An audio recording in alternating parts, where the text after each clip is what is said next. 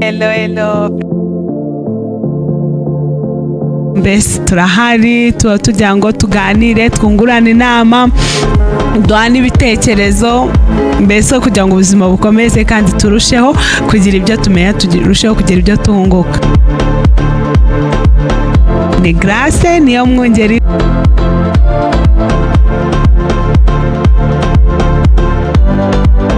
Grace official.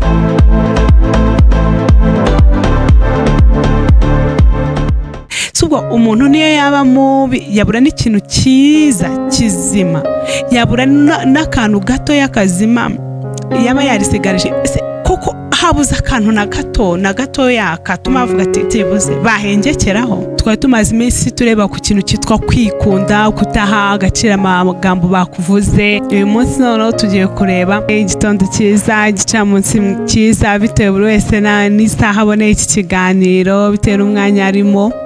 Ndabahusuje, ndabahobereye cyane, amahoro y'Imana abane namwe, abe muri mwebwe, aganze muri mwebwe, ndabasuje cyane. Ni Grace niyo mwungeri nk'ibisanzwe kuri ya channel yacu dusangiye abo duhuje ururimi, abo duhuje umuco, abaturanyi bacu b'Abarundi mwese ndabasuje, amahoro y'Imana abane namwe.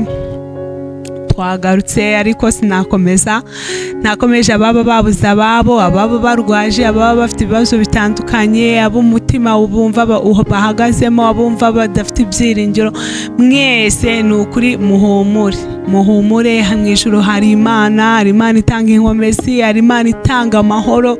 Ni ukuri niyo nyiri mahoro yose, ni ukuri ibahumurize muri ibyo byago muri gucamo, muri ibyo bibazo, muri ayo makuba muri gucamo. Mwumve ko mutari mwenyine, ahubwo Imana irahari kugira ngo ibane namwe. N'abandi bari mu migisha yabo, ababonye akazi, ababyaye, abakoze ubukwe bari kubutegura, buri wese mu mugisha burimo, buri wese mbese mu cy'Imana yamukoreye ari kumva kinesheje umutima we. Ufite umwana warangije, wasoje ama examen, wasoje troncome, wasoje 6, buri wese nawe ndamusoje cyane, kongize kuri uwo mugisha Imana yaguhaye. Ariko uwo mugisha Imana yaguhaye nagaruka kugira ngo itere umugongo, ahubwo no kugira ngo yikomezeho kandi ubone yuko Imana iri kumwe nawe. Twakomeje kuri ya channel yacu niyo mwungeri Grace. Sinakomeza nanone ntabibukije subscribe, like, share, comment kugira ngo dukomeze dukuze channel yacu kandi dukomeze dusangize n'abandi kuri biganiro. Birashoboka ko comment watera hari uwo yagira iki akuramo, hari uwo yagiraho imuvana ikagera naho imugeza, hari uwo yabasha gutuma abasha gufata umwanzuro runaka, wenda byamunaniye, yabonaga byamugoye gufata umwanzuro, bikaba byamufasha gufata umwanzuro. Mbese buri wese wumve yuko comment yawe ari ingenzi. Uyu munsi noneho tugiye kureba ku kantu ko gukunda abandi. Gukunda abandi rero byo biteye bite? Twari tumaze iminsi tureba ku kintu cyitwa kwikunda, kutaha agaciro amagambo bakuvuze, kugira ibyo usiga mu hahise yawe kugira ngo ubashe gusingira ejo hazaza hawe, kugira ngo nyine ubashe kubaka ejo hawe hazaza. Ariko noneho tugiye no kureba no ku bandi, kuko n'ijambo ry'Imana ratubwira ngo kunda mugenzi wawe nkuko wikunda. Rero njyewe nka Grace kono mbyumva bishatse kuvuga ngo ntabwo wakunda mugenzi wawe utabanje kwikunda. Nimba ijambo ry'Imana rimbwira ngo nkunde mugenzi wawe nkuko nikunda, bishatse kuvuga ngo nabanje kwikunda, maze kwikunda nanjye ndagukunda, kuko narangije gusobanukirwa n'agaciro nyine ko kuba nakikunda. Noneho nimara kwikunda ndabasha no kumenya uko nkwiriye gukunda abandi, kuko uko nshaka uko bankunda, uko bantwara, uko bamfata, niko nanjye ndi bubashe gufata abandi. Mu gihe njye ntarabasha kwimenya ngo umenye icyo nkunda, uko agaciro kanjye, ntabwo nabasha no guha abandi agaciro. Murakoze cyane. Noneho ikintu nshaka kuvuga ku bandi, hari ukuntu ugera nko muri sosiyete runaka, mu kazi, ku ishuri, muri quartier, murimutse mugiye gutura ahandi hantu, noneho ugahita uhurirana, navuga ko ni nk'imbuto mbi cyangwa se ni nk'ikirayi kiboze. Wowe nkaho wagahuye n'ikirayi kizima cyangwa imbuto nzima, ugahita uhura n'ikirayi kiboze, agahita atangira kukubwira Grace uri hariya, nashobotse, umunyamagambo n'umunyamatiku, arasebanya, arasinda, aratukana, avuga ibigambo nyine, bagahita bakubwira Grace mubi, bo bitewe na grace bo bazi, bo baremye mu mitima yabo, sibyo? Ntabwo bashatse kumenya grace wanyawe, ahubwo bo hari uwo baremye mu mutima wabo bitewe n'impamvu runaka tutamenya kuko tutareba mu mitima, sibyo? Ariko noneho nawe bagahita bakuzana muri icyo kigare, cyangwa se bagahita bagushyira muri iyo groupe, nawe ugasanga uhise wumva ko grace ni mubi, ntabwo twavugana, ntabwo twaba inshuti, ntabwo twagendana, ntabwo twasangira, ntabwo yansaba kumufasha iki ngiki ngo nyikore, cyangwa se ngiye iki cyananiye ntabwo nabimufasha. Kandi mu by'ukuri wenda abo bantu babikoze kubera amashyari, kubera amatiku, nyine kubera cyese kubera ko byonyine abarusha intambwe mu buzima, bo baracyari inyuma mu buzima, ariko nkaho bakamwegereye ngo agire icyo abafasha nabo mu buzima, mu iterambere ryabo, ahubwo bo bagahita bumva yuko ikihutirwa ni ugutangira kumusebya, ni ugutangira kumuvuga nabi, ni ukumuvuga amagambo menshi, kandi mu by'ukuri atari ko biri, ahubwo bo bari kuvuga bitewe n'ibiri mu mitima yabo. Noneho ikintu natekerejeho nuko wowe bari kubibwira, ese ubyakiriye gute? Wise wumva ko ibyo bari kuvuga kuri grace ni ukuri? Ni ikihe gihamya kigwamiriza yuko ibyo bari kuvuga kuri grace ari ukuri? Se nawe utekereje kure, ese kubera iki bahise baza kukubwira ibibi bye nkaho bakakubwira byibuze? Subwo umuntu niyo yaba mubi, yabura n'ikintu cyiza kizima, yabura n'akantu gato y'akazima yaba yarisigarije kabyibuze, bavuga ati sha grace basi akunda abantu, byibuze ntabwo inzara yakwica grace ari, byibuze uwagize ibyago warwaje grace niwe umugeraho wa mbere muri quartier cyangwa mu kazi cyangwa ku ishuri cyangwa hehe. Kubera iki? Kuko habuze akantu na gato yakatuma bavuga ati grace byibuze bahengekeraho. Nkawe babibwiye urabifashe, urabyakire, ubisamiye hejuru, nta nubwo ubanje kuvuga ati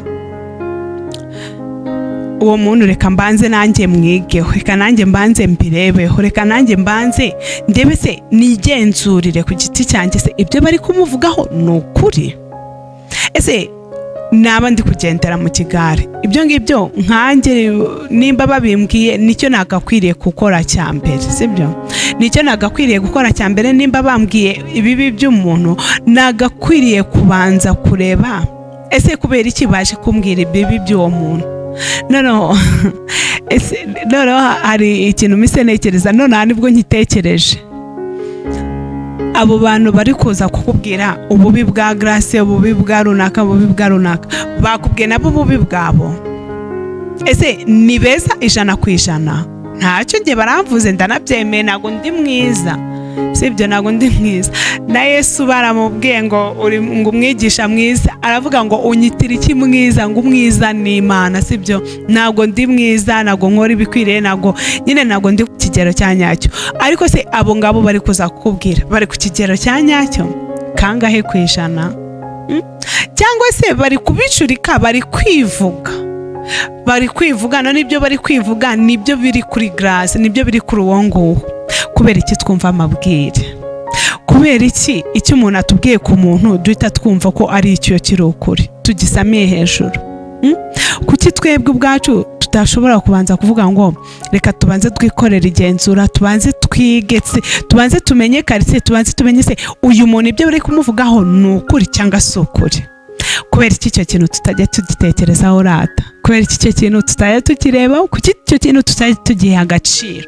Kubera iki twumva yuko ibyo bintu tukabifata nk'ibintu biri aho ntitubiha agaciro, kandi nyamara icyo ni ikintu kiremereye? Ni ukuri ni ikintu kiremereye, ni ikintu gikomeye.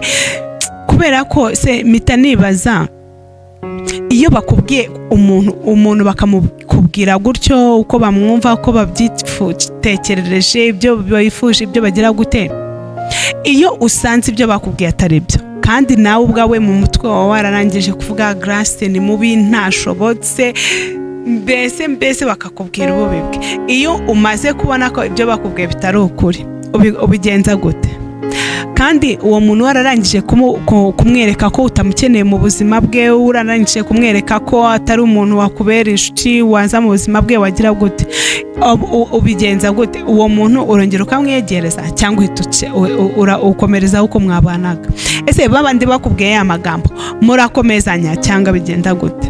None ikintu kibabaje, usanga warababwiye nawe amabanga yawe, noneho ugasanga birakugoye kubarekura kubera ko hari ibyawe babitse, ukavuga banyanika banshyira hanze.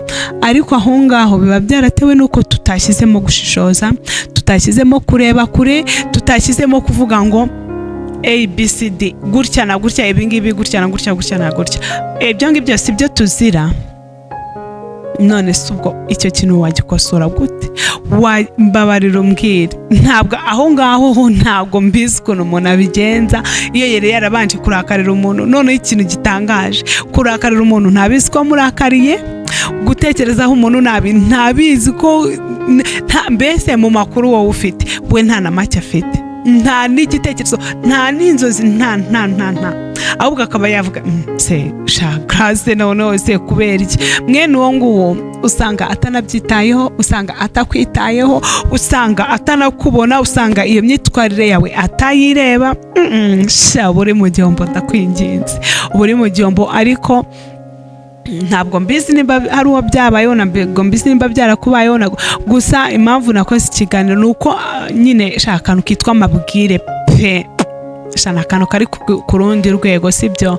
Ni akantu kari ku rundi rwego. Ako basi reka nkubwire, nimba byarakubayeho bakakwangisha umuntu bakagira gute, hagarikira aho ngaho. Ni ukuri ntabwo abo bantu bari inshuti nziza. Umuntu uza avuga ibibi by'abandi akaba byibuze atanavuga n'akantu keza na kamwe, uwo muntu ntabwo uba ukwiriye kumuzana mu buzima bwawe, ntabwo uba ukwiriye kumugira inshuti yawe, kuko uwo ngo nta keza ke, nta terambere, yaba iry'amafaranga, yaba iryo mu buryo bw'umwuka, yaba uburyo bw'inshuti, uwo ngo usibye kugusubiza inyuma, kukuremamo umutima mubi, gutuma utekereza, gutuma uzicuza ejo hawe hazaza. Ni ukuri ntabwo umuntu ari inshuti nziza. Ntabwo, kubera yuko uwo muntu niba mukubwira ejo ugasanga ari we muntu mwiza ubaho, ni ukuri uzabyicuza, utangira uvuga uti kubera iki aba bantu nabumviye, kubera iki aba bantu nabategeye amatwi, kubera iki aba bantu nabahaye agaciro. Usange wifuje gusubiza ibihe inyuma kandi nyamara bitagishobotse. Ariko nanone nibwirira abo bantu bahimba amakuru, mubikurahe uwo mutima mukura? Ese izo mbaraga zo gutekereza ibintu bibi nk'ibyo, umwanda nk'uwo mubikurahe? Shapasi mwakihanganye mukisubiraho. Ni ukuri ntabwo birya, niyo byarya uyu munsi ejo n'ejo bundi, ariko ntabwo byakuramisha pe, ntabwo byakuramisha. Uwo ni umurage mubi. Ibyo ni ibintu uba urimo uriyangiriza ejo hazaza, wiyangiriza umutima, wiyangiriza amarangamutima, wiyangiriza intekerezo, wiyanduza. Ndakwinginze itekerezeho. Ugenda uvuga abandi ukabavuga ibinyoma, nubavuga ibiri ukuri nta kibazo. Nubwo nabwo ntazi inyungu yo kugenda uvuga mugenzi wawe, cyane cyane ku kintu nyine kitari cyiza. Yego erega wenda ku bantu batari abakristo muzayamwihangana, ijambo ry'Imana niryo ritubwira ngo ucyambaye umwambaro w'urugamba ye kwirata nk'utabarutse. Bishatse kuvuga nawe ukiri mwiza ntabwo ejo hawe uhazi, nawe ejo byakubaho. Nta kintu na kimwe mu isi kiba ku muntu nawe gitashobora kukubaho, ahubwo ni imbabazi z'Imana zituma nyine ugihagaze ibyo byose bitarakubaho. Ahubwo ntekereza ko nimba mbonye ku ikintu kibi ku wundi,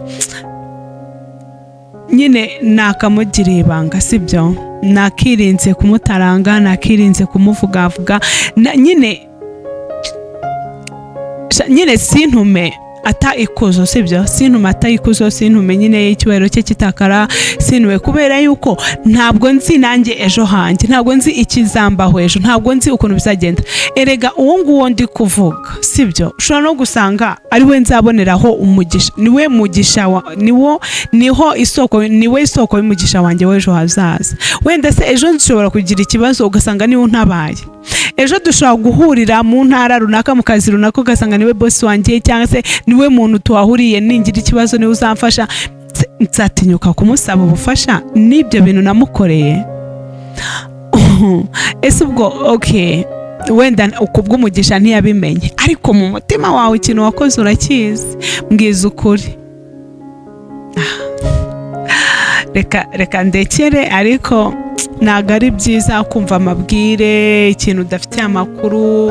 Nta kibazo nimba babikubwiye, bifate ko ari ukuri 50%, indi 50% ubifate ko atari ukuri, ahubwo nawe gerageza wishakira amakuru. Ntacyo baramukubwiye, irinde ko wajyamo nyine mwabishuti byimbitse, wowe ubanza urebe ese uyu muntu ko bamumbwiye niko ari, se koko ntabwo ari mwiza, ntabwo ari inshuti nziza, ese ababimbwiye nibo bashobora kuba bari inshuti nziza? Usibye ko ntekereza ko niyo uwo muntu naba ndi kuvuga yarabikoze ibyo bintu, ariko ari we koko wanyawe, nkaza nkabikubwira, ni ukuri ntabwo nagakwiriye kukubera inshuti nziza, kuko wowe ni wowe wagakwiriye kwimenyera abo bantu usanze mugiye guhura, ukaba ari wowe ubifatiraho umwanzuro, nta wundi muntu ugufatiye umwanzuro. Ko ntekereza ko uwo muntu wakabaye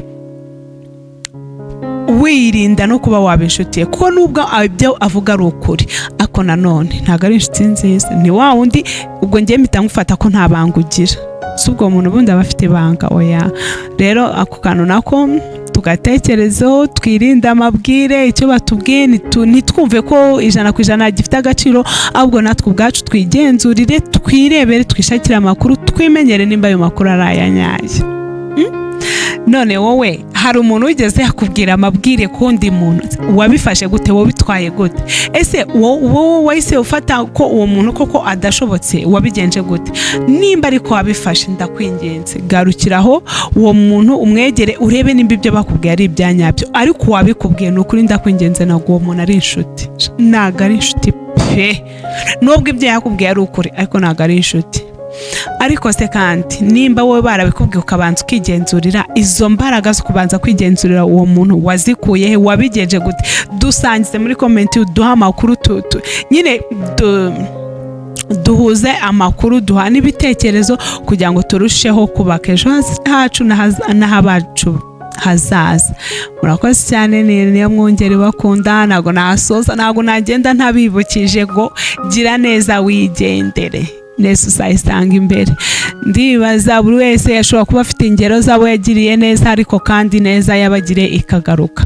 Rero gira neza wigendere, kuko nugira neza ineza uzayisanga imbere, ni nabi uzayisanga imbere. Birashoboka ko ineza wagize cyangwa nabi wagize utayisaruye, ariko abazagukomoka ushobora kuva mu mubiri, ariko mu gihe usigaye abazagukomoka iyo nabi bakaba aribo bayisarura, cyangwa ineza bakaba aribo bayisarura. Ikindi nakwibutsa nuko umubyeyi mwiza abanira abana be, abashakira inshuti yarababanira. Rero nahaweho kugira ngo abazagukomoka bazagira inshuti nziza, inshuti z'umumaro.